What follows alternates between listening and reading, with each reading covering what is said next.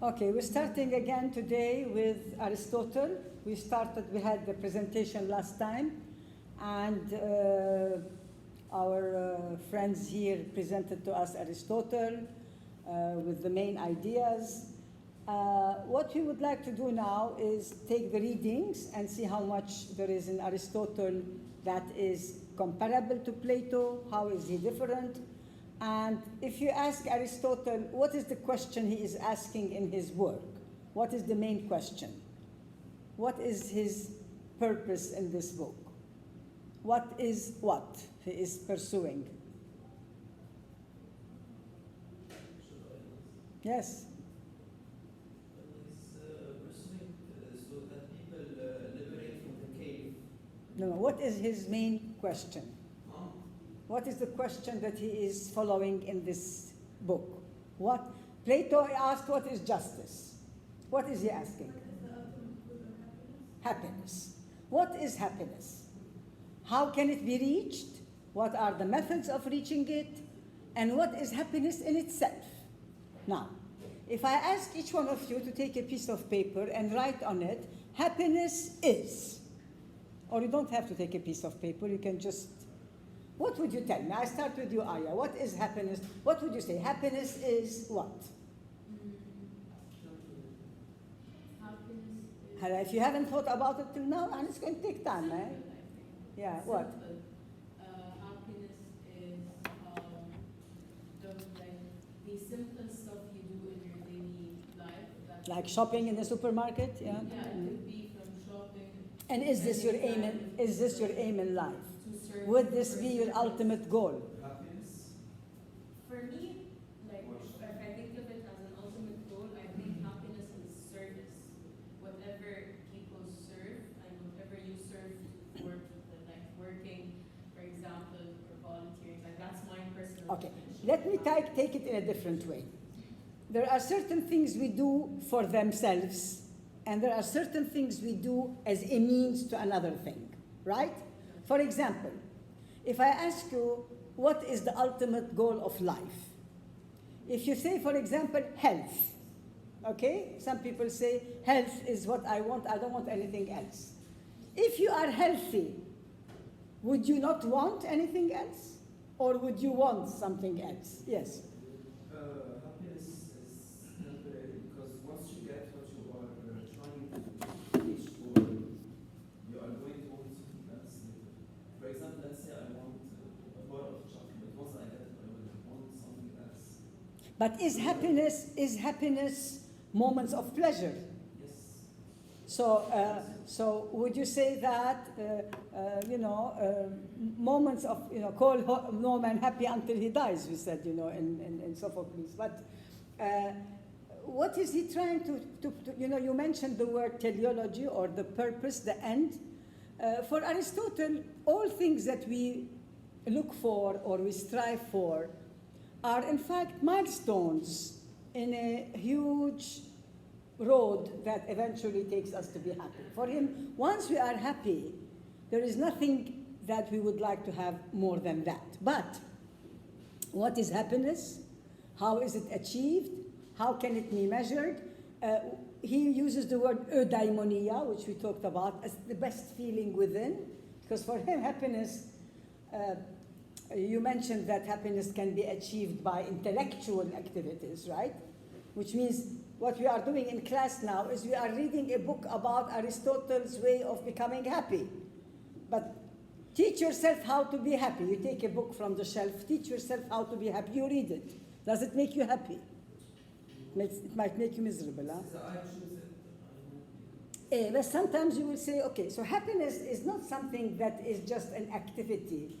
Happiness has to be, the second part of his, has to be lived, has to be practical, has to be practiced. Okay? So the sensation of being happy within, this feeling within, is extremely,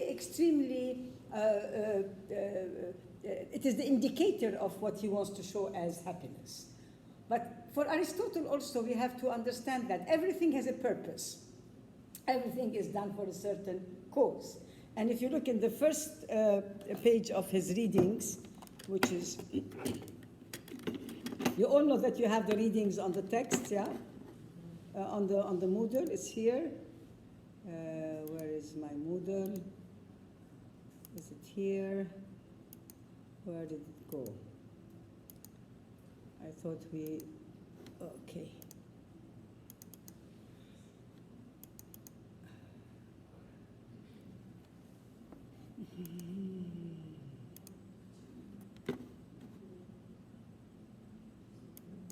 No, this is the presentation. We want this one. Okay, this is the text that you have, and the object of life. This is the first page he writes. What's the purpose of life? Why do we live? Why human beings live? And for him, it is to be happy. Okay, the purpose of life is to be happy. Now he says, every rational activity aims at some, this is the first page of our readings, aims at some end or good. So everything that we do has a purpose. And therefore, our one end or maybe subordinate to another. In other words, sometimes they are not all of the same level of importance. But if you have to remember Aristotle's causality, that things are linked together, there's a chain event, one linking to another. So if I ask you here now again, maybe at your age, at your stage, you're not ready to say, happiness is, and it's a poster I'm going to hang in my room, you know. But it's a way of looking at what is your final objective in life, because then you are tracing the stages that you're going to reach there, right? Aren't you going to take, if you say, I want to become a big architect, chances are that you are in the school of architecture now, preparing for it, right? Or no? If you say, I'm going to become a great surgeon, chances are that you are a pre-med student now. You are already preparing for that. Once you reach that stage of getting your degree, you will go into the second stage and the third stage. So there is a chain reaction, there's a cause and effect. All of them leading to that final cause. However, what are the steps to reach happiness? How do we get there? How do we get into this kind of feeling, and how can it be achieved? And this is where Aristotle will want to tell us the difference between. Do you have a cat? Anybody has a pet at home? Yes. Do the things that make you happy are the same that make your cat happy? No? What would make your cat happy? To eat. Okay. And that would be the ultimate happiness of your cat. So if your cat had to write an essay, my goal in life is to be happy, what would be the components of that ethics? The cat ethics, you know.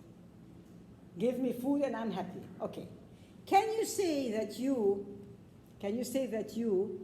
will be happy with that which makes your cat happy? No? If they give you food, you're not happy? But will you put a full stop there? Would you want more? So happiness at the animal level is not necessarily happiness at the human level. Right? Okay. Now, you will say, what makes my beautiful pot of plants happy? Maybe if I put it in the sun. Huh? It's nice photosynthesis. They just sit there and, okay. Many of you are happy in summer sitting at the beach, you know. Photosynthesizing yourself, you know. But will that be your final goal in life? And therefore, for Aristotle, when he says every rational activity, why does he say rational and he doesn't say every activity? Why is he insisting on the rational part? Because he thinks the difference between humans and the rest of the soul is rationality as well. Because he thinks that The difference between humans and animals and plants is rationality Okay. This is, we talked about this last time a little bit on your presentations, on your slides. It's called the Great Chain of Being. Sometimes it's referred to as the Scala Natura, or the scale of nature, or scale, if you want to use the Arabic word. It's the ladder of nature. And for Aristotle, everything that has a soul has, you do that after, okay, we'll talk about present. Everything that has motion for Aristotle has a soul, okay? A soul, anima, the word soul, anima, is the word we use in animated pictures. They say anime, we say, things that move, okay. So for Aristotle, he divided a little bit his taxonomy, if you want to. The same way you have in your first pages of your science books, genus, genera, classes, subclasses, all of that was Aristotle who did it, So if you start a little bit for him, he thought minerals had some kind of soul based on the fact that he saw magnets attaching themselves to each other. And he thought, magnetic field is a kind of motion. But then he looked at the plants, he observed the plants. He found that there are certain things that are common to plants, animals, and humans. What would you say are these common denominators? Soul. Hala, we don't know soul. When we look at it, what is common? Yeah. Okay, they are alive, you would say, They okay. live and die. They live and die. Like they have the life and death cycle.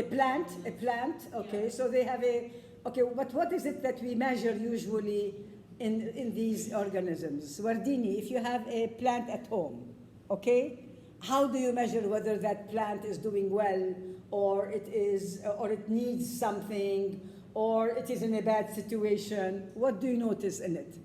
It's rather than getting, Yeah. growing.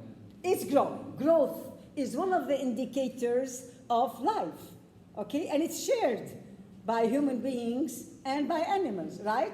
There are certain cultures like the Chinese who put their children's feet in small shoes so that they don't grow, But eventually they will grow. This is the natural course of life, that things are going to grow. Okay, they grow, they bloom, they flourish, then they get old, then they get degenerating, then they die. So there is a life cycle. Plants have it, animals have it, humans have it. So this is something, this vegetative part is shared by all of us. Okay, now there is one thing plants don't have, but animals have in addition to what plants have. What is that? The animals. What is it that the animals have that the plants don't have? Motion. They move of their own accord. Not like, you want to take a pot of plant and from one place to another, or some of them, they eat insects or whatever. But basically, animals have motion. They move of them. What do they also have that is not shared by plants? Instinct. Instincts. So animals have instincts. Animals, I'm sure you have a pet at home, is more of a friendly companion than having a cactus at home, right? Okay, a cactus is nice to have. It doesn't need much food, but it doesn't welcome you at the door when you come. But it is also okay. So there is also an irrational soul. So there is the growth, the vegetative. There is the irrational soul, and then he comes to humans. And you notice that there's a hierarchy. We're going high in the level of natural objects, or natural organisms. Okay, a human being has whatever a plant has. It has whatever an animal has. But in addition, it has something else. And that something else is reason, mind, rationality. Okay, so if I'm going to find out the main virtue, the word virtue that Aristotle uses is that by which I'm defined. The virtue of a knife is to cut. The virtue of a bulb is to shine, So if I remove that, if you tell me I have a knife but doesn't cut well, I tell you, you don't have a knife. You have something else. So the virtue of a human being is rationality. That is by which we are defined, which if I remove rationality, reason, okay? If I remove that, the intellectual part, the intellect, if I remove that, therefore I am a plant or an animal or a mineral, but definitely I am not exactly what I ought to be, which is a human. Do you understand this concept? Now, why is he telling us all that? Because when he wants to come and define happiness, yes. Isn't it compared to like, I think, therefore I am? Okay, that will, I think, therefore I am, Descartes is somebody who took Aristotle's view much, much later, you know, and built on it. Because starting with Plato and Aristotle, we're going to have these two parallel lines of thinking. One thinks, I think, therefore I am, like Plato also would say. But Aristotle also is not stopping at I think, because we need also to live. And to feel. To feel, to practice. Okay, now why did we say all this? Because if he's going to define happiness for a human being, Aristotle says, I cannot be happy as a plant. I cannot be happy as a carrot or a potato or a cabbage. In other words, simple growing is not sufficient for a human to be happy, right? Okay.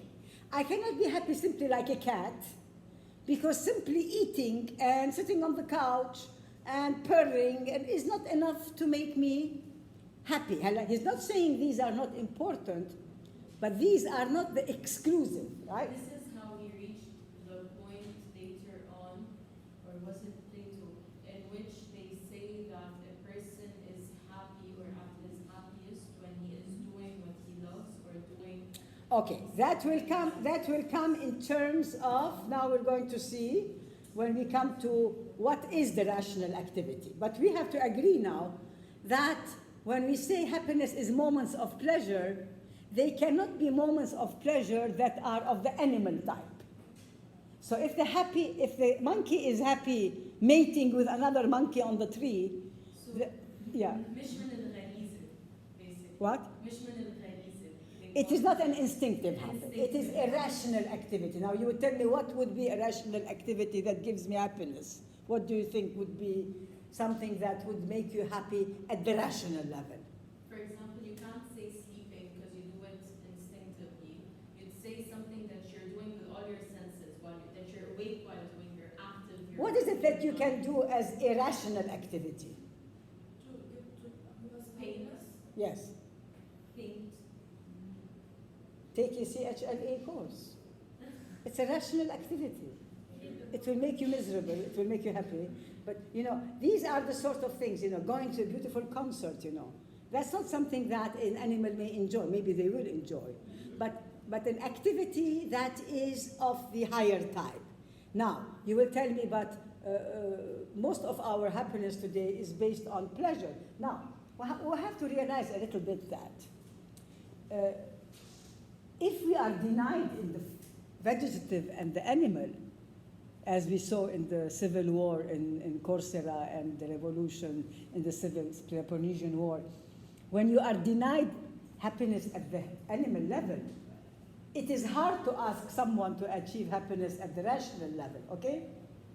If now somebody comes today and tells you there's a demonstration at 10 o'clock in front of the college hall about the electoral law, قانون انتخاب in Lebanon, you know.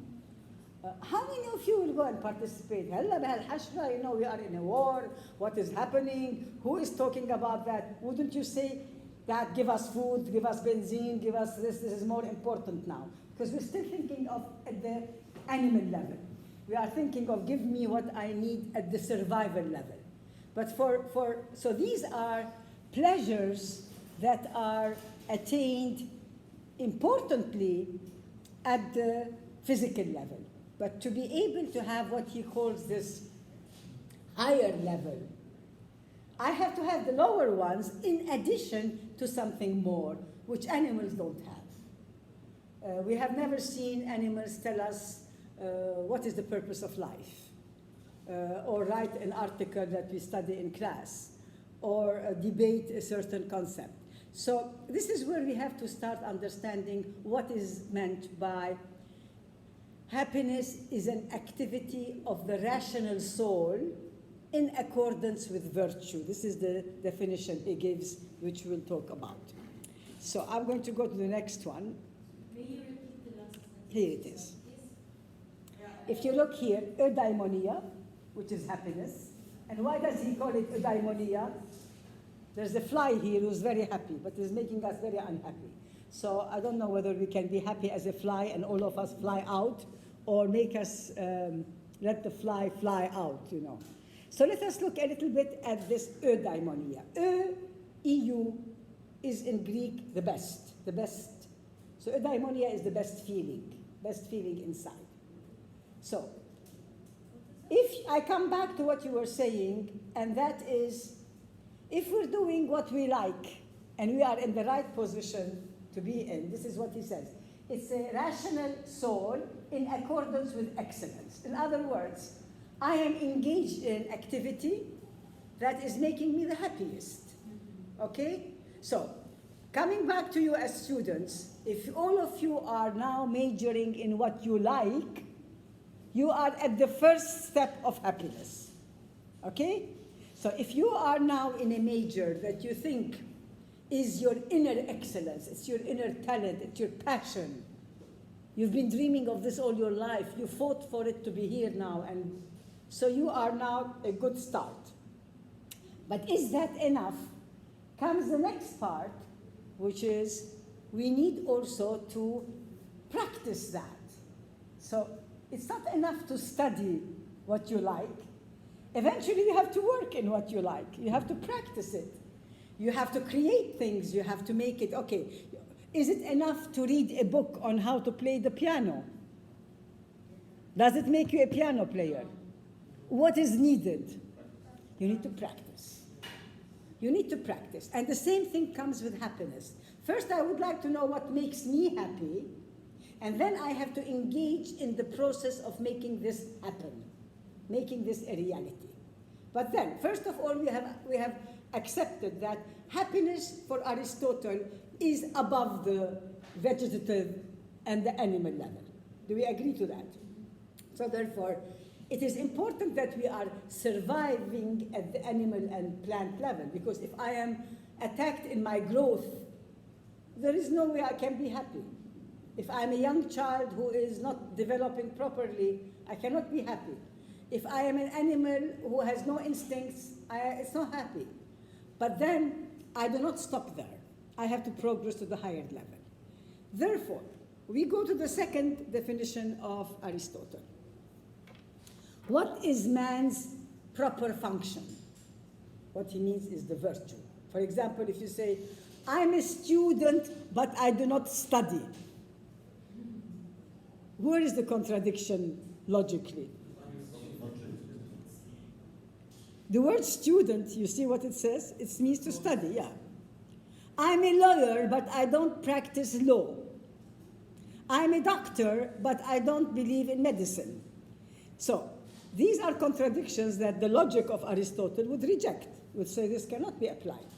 Therefore, man's proper function, or the definition of man, what he would say by which you are, is what he calls the virtue. Okay.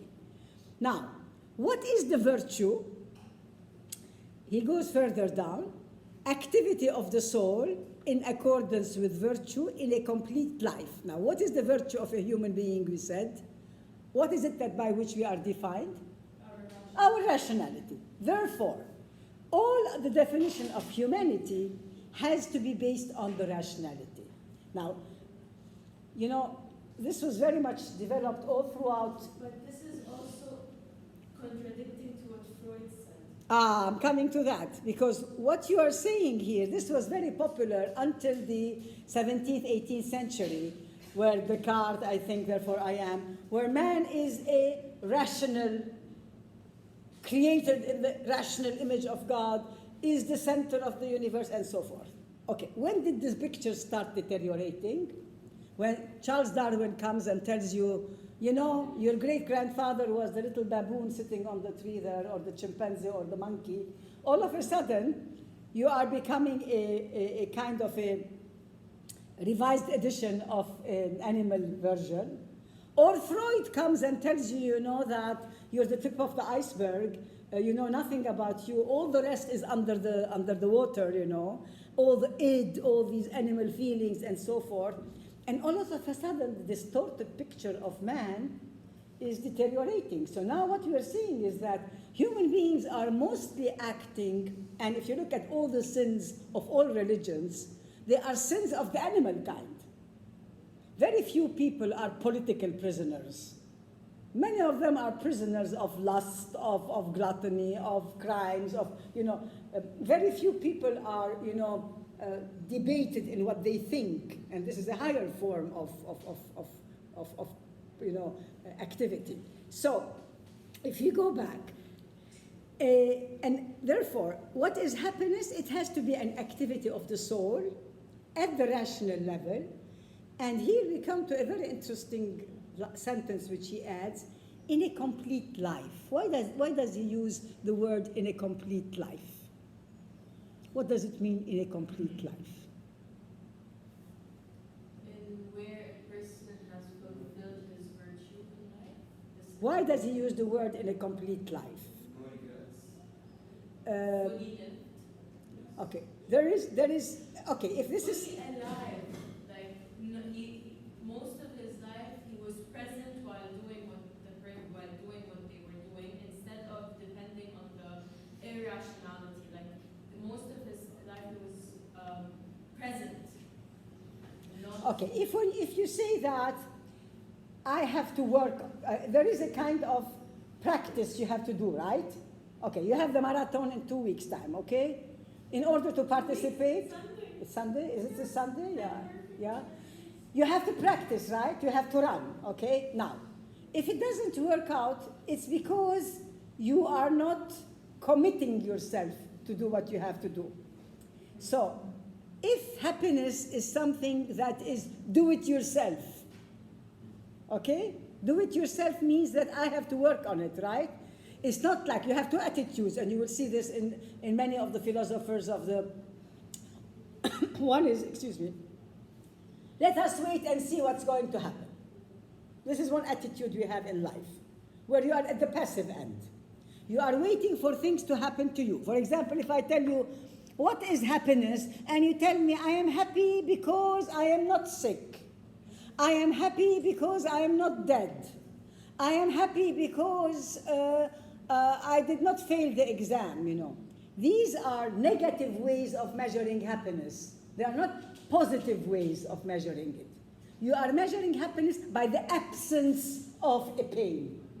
Whereas for Aristotle, to be happy, you have to be in an active participation by bringing it. Do you see the difference? Yes. You cannot sit in abstention and say, well, and I'm very happy because, alhamdulillah, you know,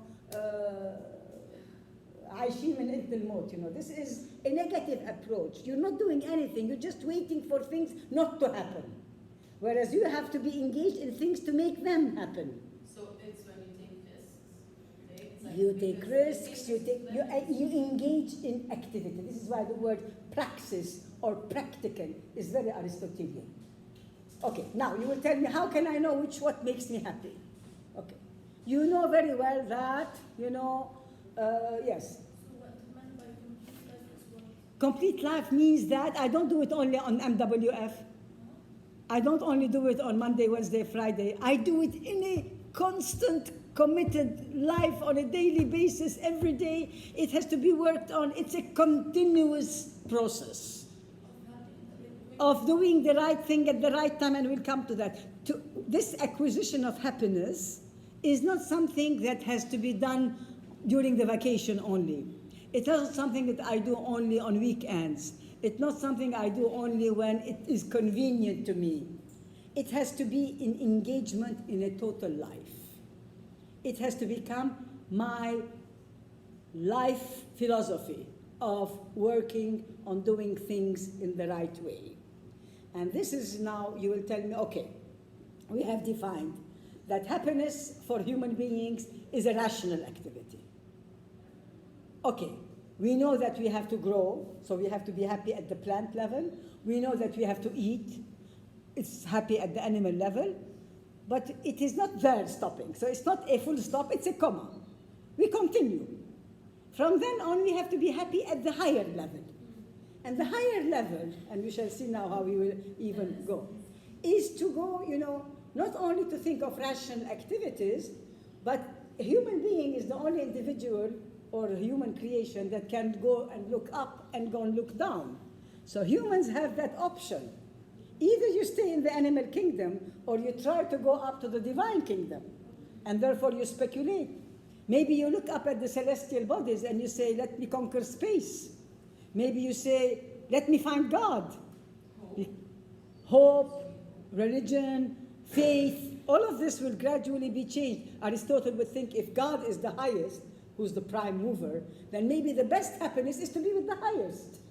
In other words, to be engaged in a contemplation of the divine, to think about the higher forms.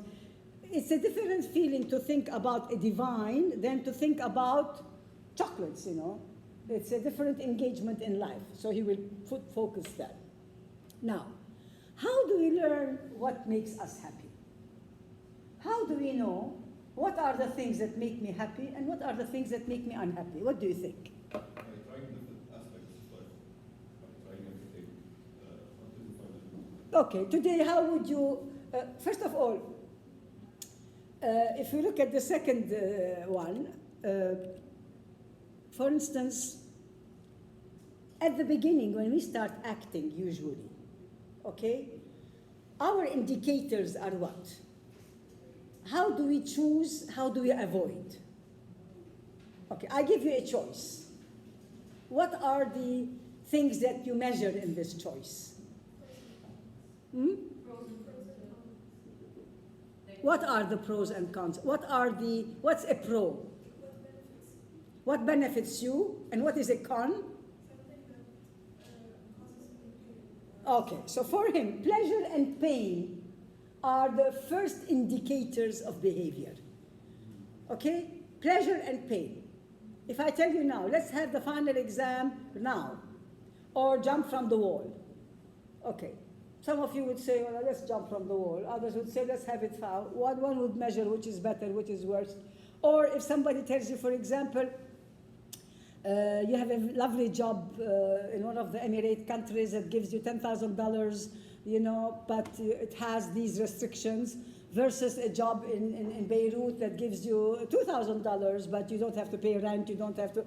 You weigh these things. Pleasure and pain have always been the primary indicators of choice. However, pleasure is also sometimes a source of pain, because pleasure in itself is the cause of all the sins we will see later in all religions. So here we have to go back and see what he's trying to say. And he comes back here, therefore, and he says, there are two ways of knowing what makes us happy. One is intellectual. And what does Itani remind us intellectual mean? What is intellectual virtue or intellectual, how do we acquire that? By learning, by reading. We are studying Aristotle, who tells us how to be happy. So would you think by the end of this session you will be happy? To be honest, I like Aristotle. Okay, but this is what is the right thing to do is not always that which makes us do the right thing. Okay? And if Aristotle says happiness is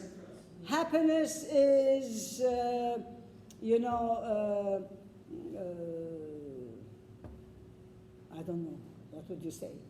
Give an example of what happiness is for you. If, for example, happiness is Having a vacation from now till Christmas, okay. You don't like that, Happiness for, okay, you will say, he talked about his own experience. I will read that. We read books about what made people happy, but it doesn't necessarily mean it will make me happy. So intellectual virtue is all those intellectual books, publications, Somebody might come on TED or on an interview and say, my life experience was like that, I did this and I did that, you know, it made me extremely happy. So you learn from your or others what they say about what makes you happy. But the moral virtue is what you practiced and gave you happiness yourself. Whatever you yourself did, not read about or heard about. Okay, happiness is going to the toilet. So you go and you hope you come back, and then you tell us, no, don't tell us. The difference between the two sources of knowledge, one is I'm reading about other people, how they are happy. The second is I am experiencing whatever made others happy, okay? Somebody will come and tell you, you know, wow, take this course, it's fantastic. I did it, you know, I had such a fun time. This is, somebody's telling you, you take the course, you're miserable. And you find it didn't cause you happiness. So the next person who hears from you is going to have a different version of what was the happiness of the first person. So now, if it makes you happy, something, coming back to what is in a complete life. If you brush your teeth on Monday, you should do that on Tuesday and Wednesday and Thursday and Friday and Saturday and Sunday. If something you do on Monday makes you happy, repeat it. Make it a habit. Practice it.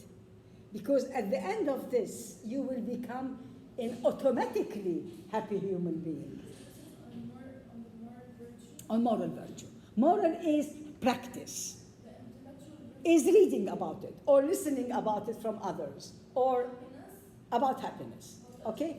How to achieve it. So I go and buy a book, or I buy Aristotle, what is happiness. Aristotle tells me what is happiness. I read it. But it makes me miserable. It doesn't make me happy. But he's telling me what makes him happy. Okay. Now, if I take what he says and I apply it, chances are that I can become happy. But he is giving me the theory. And this is the important part in Aristotle. He doesn't stop at theory like Plato. He says, okay, this is the prescription, okay? Let me give you another example. You go to the doctor, he gives you a prescription of medicine that makes you healthy, okay? That's the intellectual version. If you don't go and buy it and take the medicine, you're not going to be happy. So it's not enough to know what is the right thing to do, coming back. You have to be also able to do the right thing. Okay? It's not enough that I tell you, and you know that,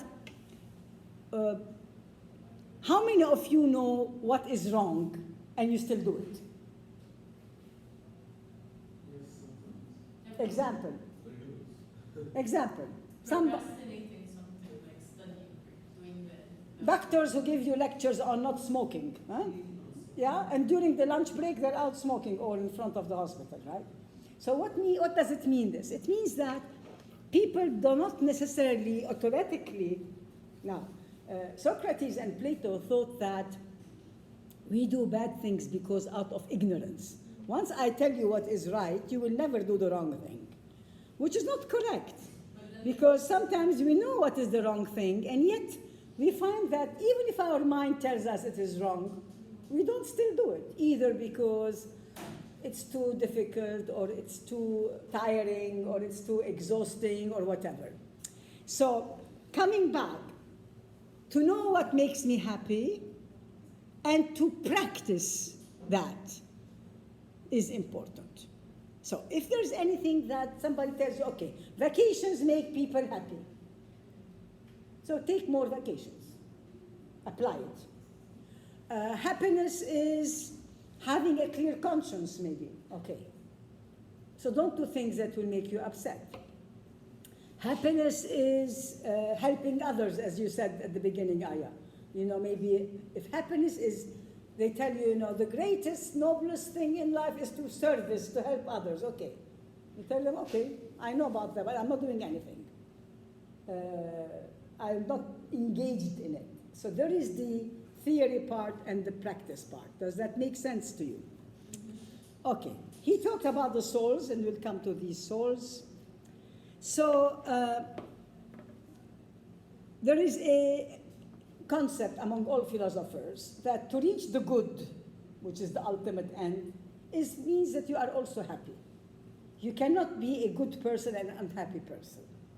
Now, you may say, why? Some people are very happy, but they're not good people.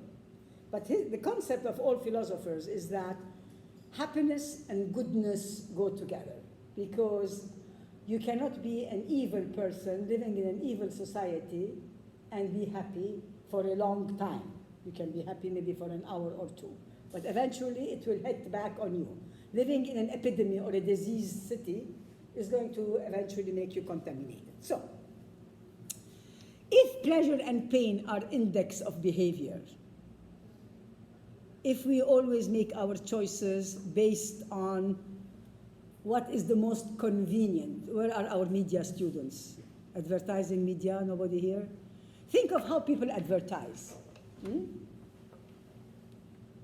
Have you ever seen an advertisement which says, buy this pillow, it will give you neck pain? You know. Just the good aspects. It makes it desirable. Yeah, no. This is the best perfume we have this year, it stinks, you know.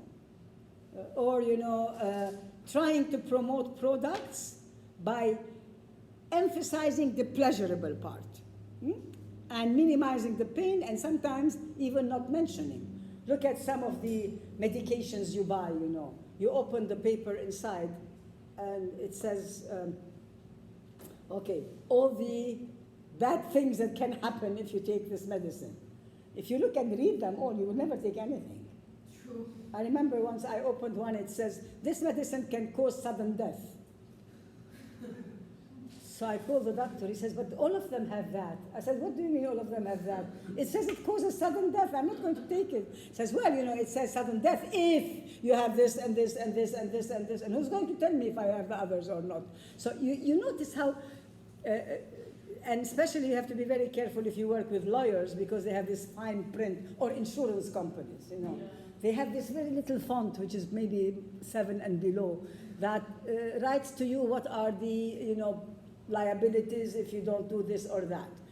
So usually our human nature is that we go for the things that are pleasurable, comfortable, nice. Why do you take this course? Well, the course is offered at 11 o'clock, and it doesn't have term papers, and the average grade is 88, and, you know, the teacher most of the time doesn't come, you know. So you look at the, you know, happy part. And versus somebody, the class is offered at 6 in the morning, it has 6 term papers, 3 finals, and the teacher comes from Hitler's regime, you know, and it's Third Reich, Nazi or whatever. Okay. Now, what is the golden mean of Aristotle? What does Aristotle mean by moderation? Why is it that he says, okay, if I always avoid pain and opt for pleasure, why isn't pleasure always the safe indicator? Yeah. Because if you always, a lot of pleasure leads to you not using your rationality anymore. So somehow, let's say for example, he's afraid of like switching from you being present and active, because sometimes there's this thing like in psychology where they call when someone is like in the zone, or like it's like the zone focus, or when someone is like doing something. For example, artists, when they're doing their art, at some point in time they're present, but later on they become like just doing with like. And what are the dangers of not being there? To Aristotle, it means that you're not living, basically. You're not using your rationality. We have to go a little bit into his, give me something which is, for you, a good trait of character to have. What would you say it's a nice virtue or a good character trait?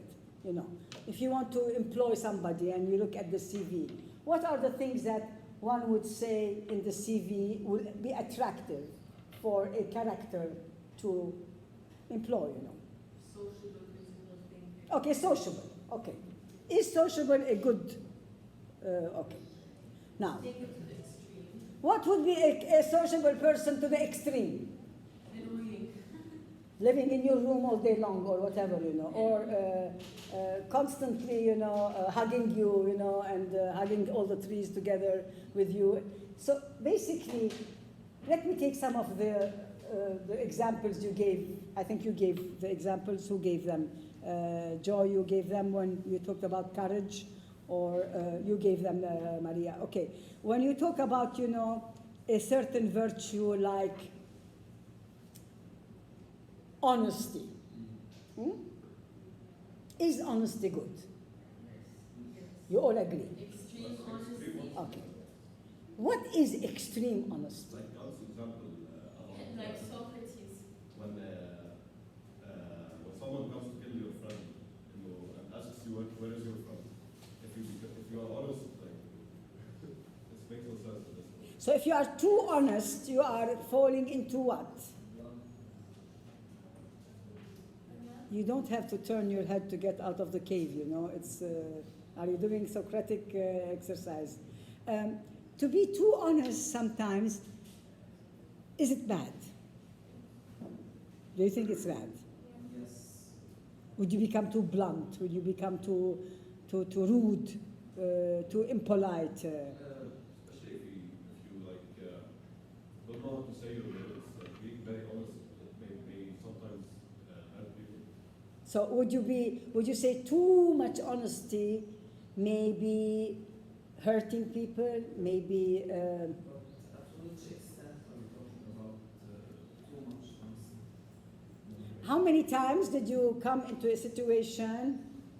Are you with me, Michael and Jed at the back? Have you ever been in a situation whereby you did not say to somebody exactly what you think to avoid a certain situation? Such as what, What?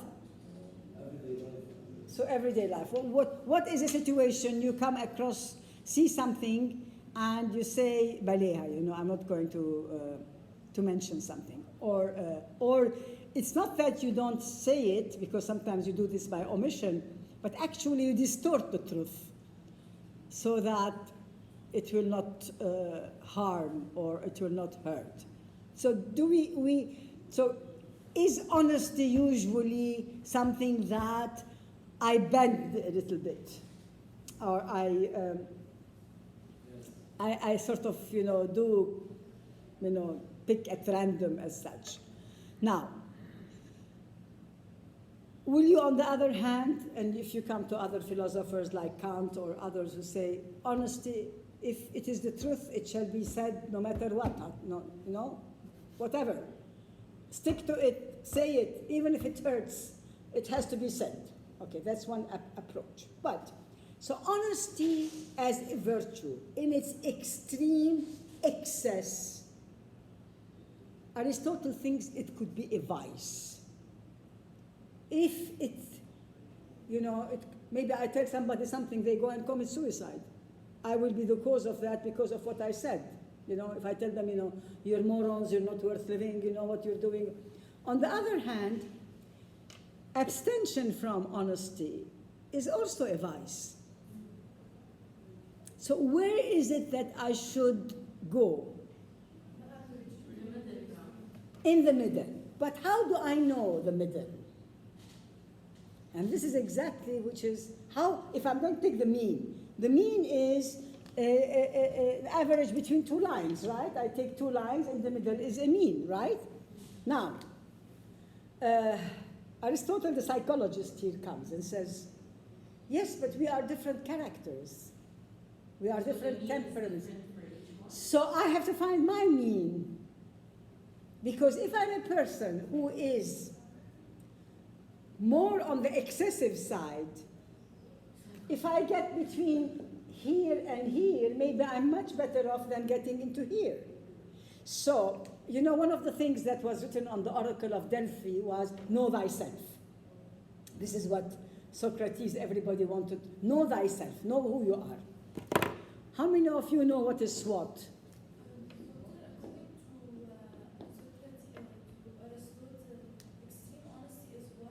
Becomes a vice. it's no more a virtue. It becomes it was the opposite, because you're going to find the balance. Now, have you ever heard of the word SWOT? SWOT analysis, business students, no? Yeah? شو على is it? Huh? It's like forward task analysis where you analyze the benefits. Okay, SWOT means for strength, weaknesses, opportunities, and threats. Okay? Now, suppose that I'm going to do an auto-diagnostic. I'm going to apply SWOT on myself. Okay? And I said, this is between you and yourself. It has nothing to do with others. And I say, okay, what are my strong points?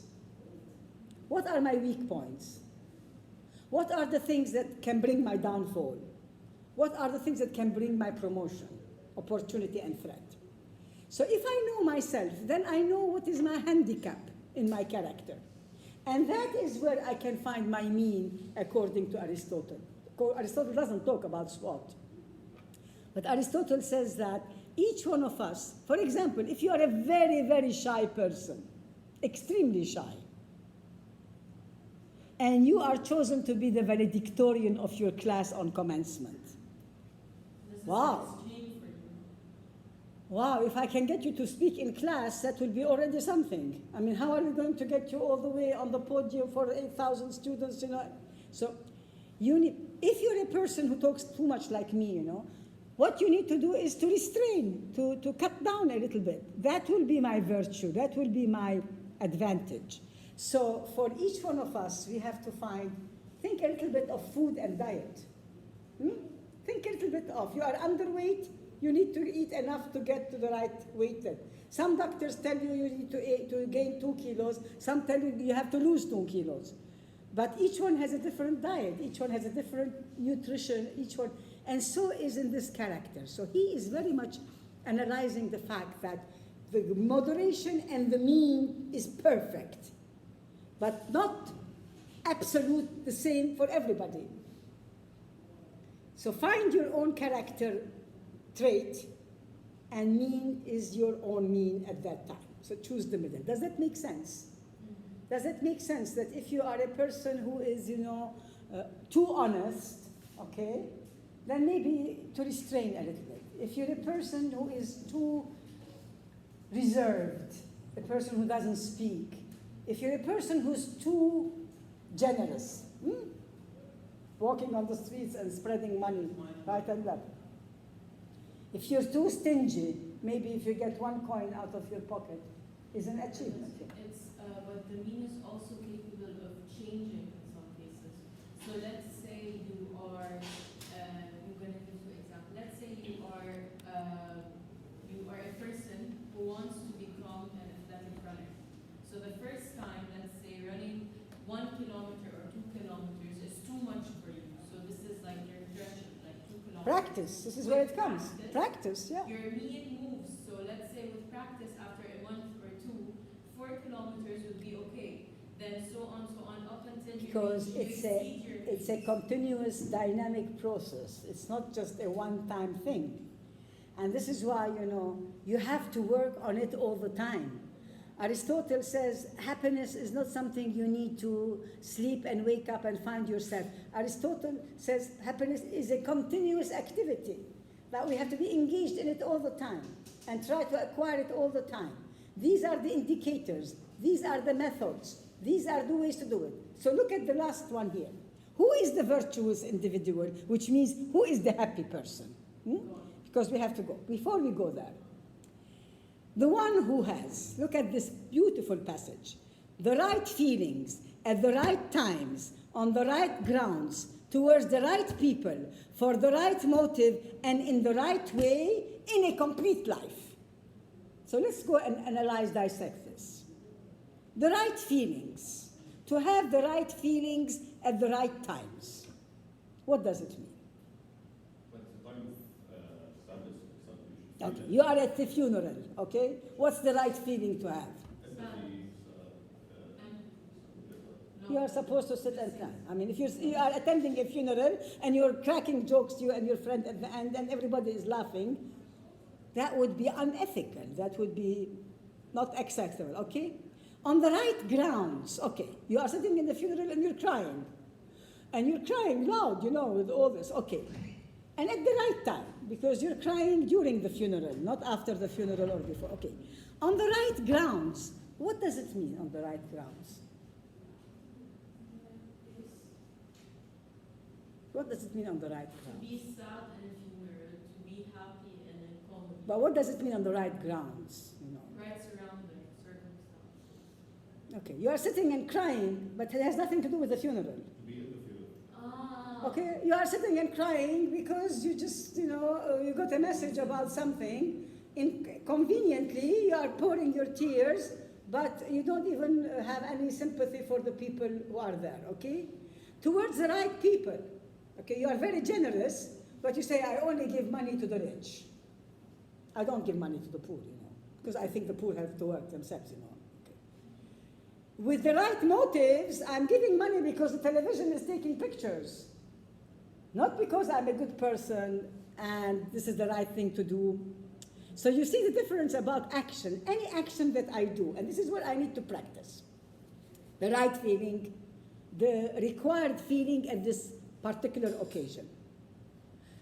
This is where etiquette came out later, the etiquette to wear the right thing at the proper place,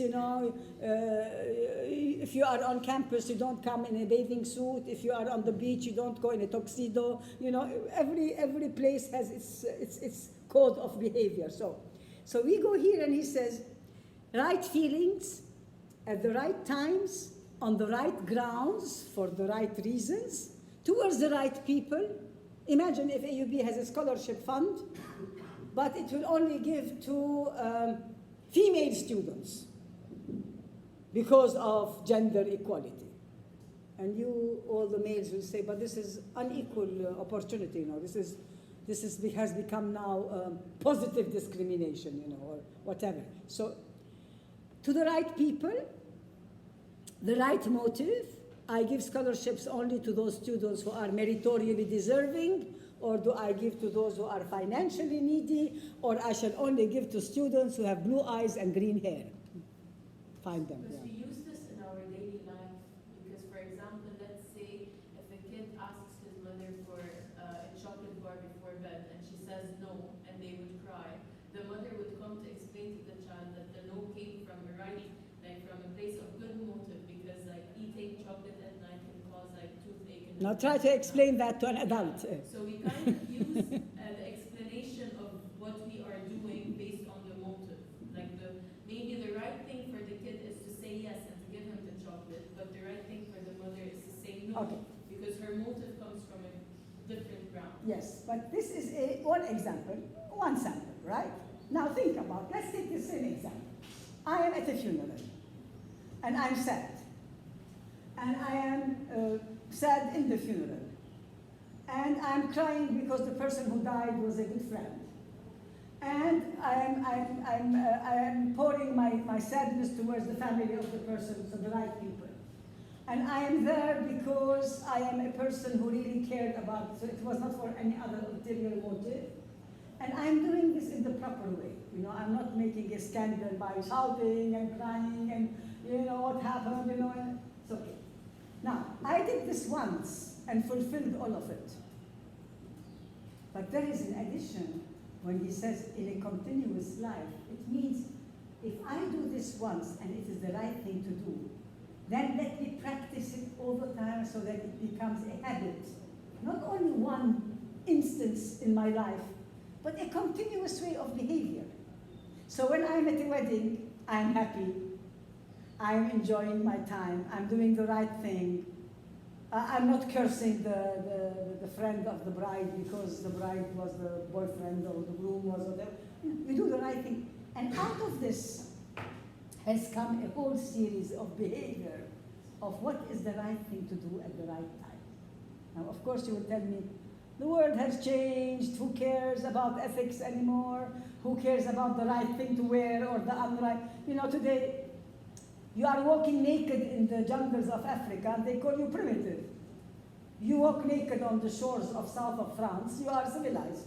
You are in a nudist camp. You put earrings in your ears, you are civilized. You put them in your nose, they tell you you're primitive. Who says that? In Sweden, what is right is not wrong in another country. Ethics have changed. But for him, this personal application of this as a constant happiness thing is a, if you want to, the recipe of being on the line that takes you to happiness. Now, there is one instance which we have to add. We all agreed that happiness cannot be like a plant. It's important that I grow. So I have to be happy at the plant level to be able to rise to another level. I cannot do graduate work if I don't finish kindergarten. Okay, we have to finish that. Then I have to finish my elementary education. Okay, so I have to get my animal part fulfilled. But then I have to fill my rational part also.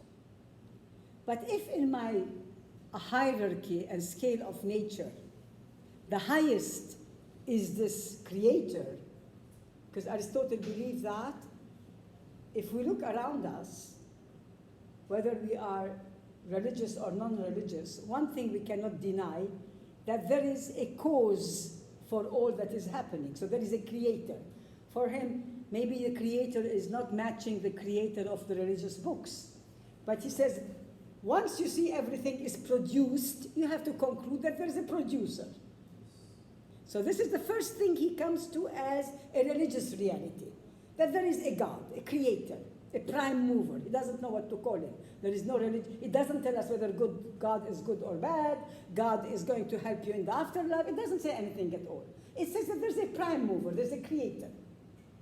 So he says, if there is something that is the highest, so why should we spend our life thinking of the irrational and the animal?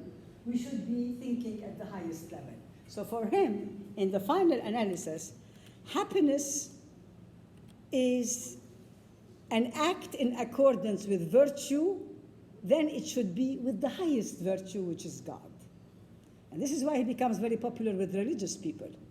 Because somebody who is a Sufi or somebody who is a Christian mystic would say, or a saint, if I'm engaged all day long praying God, then I am at the ultimate happiness, rather than praying for money or praying for food or whatever.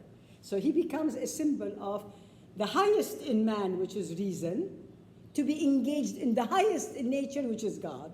And if they can be together, then that is the ultimate happiness. But until you get there, you have to do the other parts which are in this world. So, if we go back into this, and then we will do the discussions next time about the readings of Aristotle. So, the fact that he is putting so much pressure on our rationality, and we talked a little bit about the Aristotelian cave, which I will talk a little bit more as we did last time. Aristotle is very much concerned also with the fact that where does Aristotle differ from Plato? We will spend some time on that next time. Yeah, but you can tell me a little bit, yeah.